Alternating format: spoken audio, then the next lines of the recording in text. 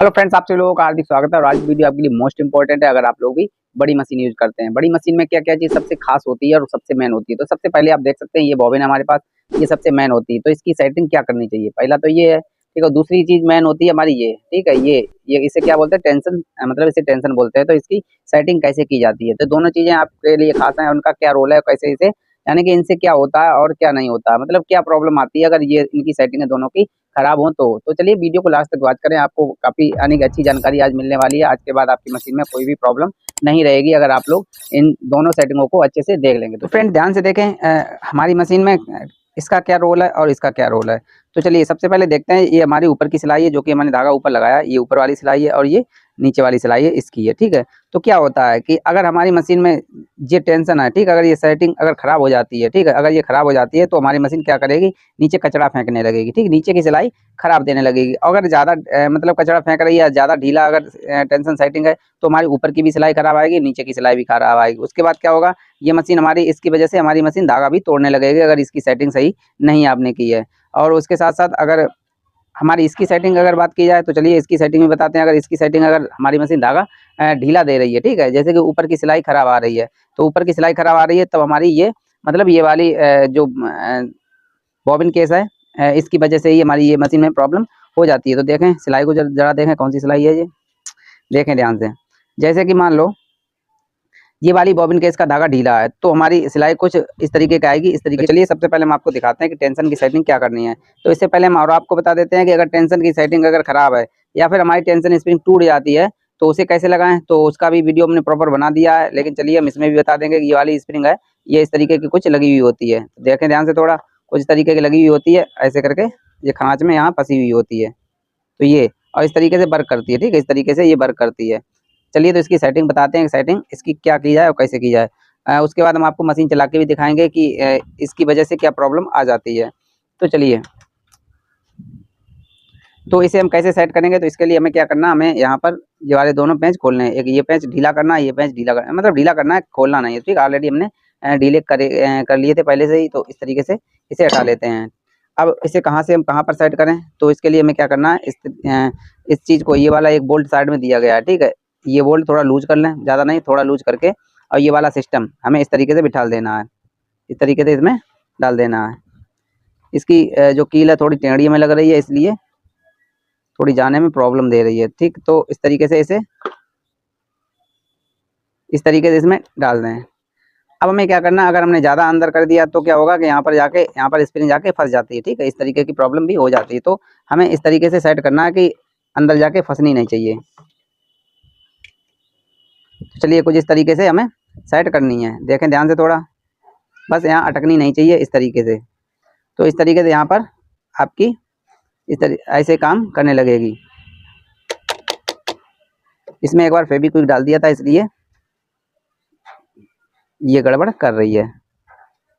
तो हमें इसकी सेटिंग क्या करनी है, ध्यान रखें, कभी कभी क्या होता है कि हमारी स्प्रिंग कुछ इस तरीके की हो जाती है, ठीक, इस तरीके की लटक जाती है, ठीक, यहाँ पर इस तरीके की लटक जाती है। तो इसका कारण क्या होता है कि जो ये बीच वाला जो पेंच है, ठीक है, ये वाला पेंच, इससे हम इसकी सेटिंग कर सकते हैं। जैसे कि हमने इधर घुमाया, ठीक है, और घुमाया तो हमारी स्प्रिंग टाइट हो जाएगी, देखें कुछ इस तरीके से टाइट हो जाएगी, और ज़्यादा अंदर नहीं जानी चाहिए। ये पत्ती है, थोड़ा बहरार ही रखें, इतना रखें बाहर, ताकि हमारी स्प्रिंग सही से चलती रहे। तो इस तरीके से हमारी स्प्रिंग सही चलती रहेगी। तो इस बात का ध्यान रखें, ज़्यादा टाइट अगर हमारी स्प्रिंग चल रही है तो प्रॉब्लम क्या होगी, कपड़ा सिकोड़ने लगेगी। तो हमें इस तरीके से यहाँ पर इसे कस लेना है, इसे यहाँ पर कस लें। तो चलिए इसे हमने यहाँ पर कस लिया, देख सकते हैं स्प्रिंग हमारी बिल्कुल सही काम करने लगी है। अब हम आपको बताते हैं कि हमें बॉबिन केस की सेटिंग क्या करनी है।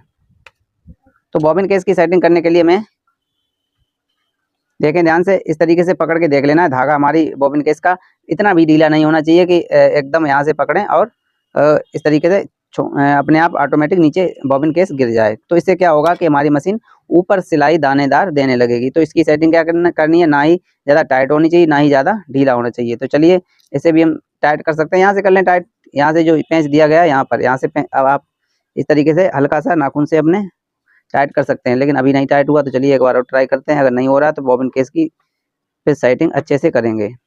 देखें ध्यान से, अब थोड़ा टाइट हो गया, लेकिन फिर भी अभी ज़्यादा टाइट नहीं हुआ है। अगर आपकी मशीन में ये वाली प्रॉब्लम आ रही है, ठीक है, दाने वाली प्रॉब्लम आ रही है, हल्की हल्की भी आ रही है, तो हमारी इसी की वजह से आती है, बॉबिन केस ढीला होने की वजह से। तो चलिए अच्छे से कस लिया, ठीक, सही आने लगा धागा। तो चलिए अब हम लगा कर दिखाते हैं। तो ये हमारी स्प्रिंग सही काम कर रही है, तो चलिए इसे हम इस तरीके से लगा देते हैं।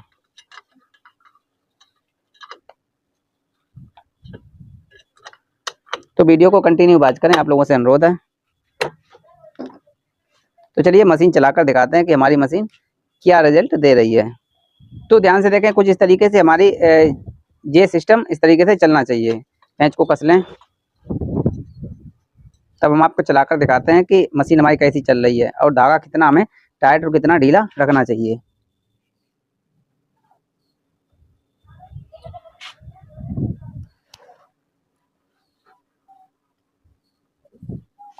चलिए नीचे का धागा ऊपर आ गया। हम चलाकर दिखाते हैं कि हमारी सिलाई अभी कैसी चल रही है और कैसी चलनी चाहिए।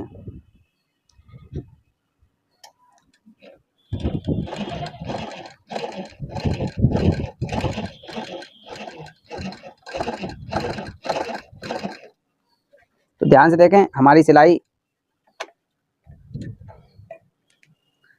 कुछ इस तरीके की चल रही है। देखें नीचे दाना दे रही है, इसका क्या मतलब? इसका मतलब यही है कि ऊपर धागा एक्स्ट्रा जा रहा है, ठीक, ऊपर से धागा एक्स्ट्रा निकल रहा है और नीचे बिल्कुल धागा सीमित है, इसलिए नीचे बिल्कुल सही है। तो हमें क्या करना है, यहाँ पर थोड़ा हमें टाइट कर लेना, ठीक, हल्का टाइट कर लेना, ज़्यादा नहीं, हल्का टाइट करके उसके बाद फिर हम चलाकर दिखाते हैं आपको।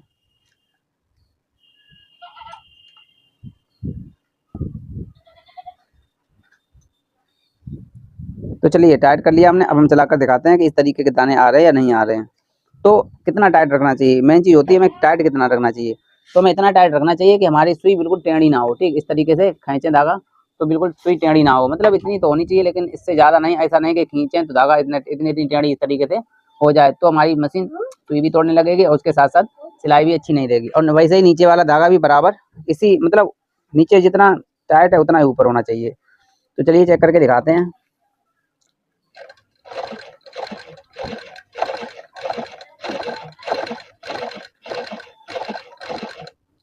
तो देख सकते हैं ऊपर की सिलाई और नीचे की सिलाई बिल्कुल सही आ रही है। नीचे का धागा अगर टाइट है तो उसे भी थोड़ा लूज कर लें, क्योंकि ऐसा होता है कभी कभी कि हम नीचे का वाला धागा ज़्यादा टाइट कर लेते हैं तो फिर सिलाई फिर भी हमारी गड़बड़ होने लगती है। तो ज़्यादा टाइट नीचे का धागा भी नहीं होना चाहिए, तो थोड़ा सा ढीला, हल्का सा इधर नाखून से ऐसे करके हल्का सा ढीला कर लें, ठीक। उसके बाद आपकी सिलाई एकदम बेहतरीन होगी, एकदम चौकस होगी, कोई प्रॉब्लम नहीं देगी। आपकी कोई कमेंट है भाई सिलाई से रिलेटेड या मशीन से रिलेटेड कोई प्रॉब्लम है तो हमें ज़रूर कमेंट करें।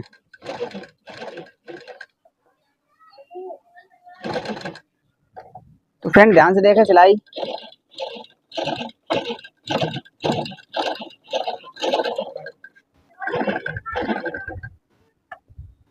तो देखें इस तरीके से हमारी सिलाई एकदम ओके आ रही, बिल्कुल बढ़िया आ रही। पहले जो प्रॉब्लम थी वो खत्म हो गई, बस ऊपर नीचे धागे का ध्यान रखें कि धागे में।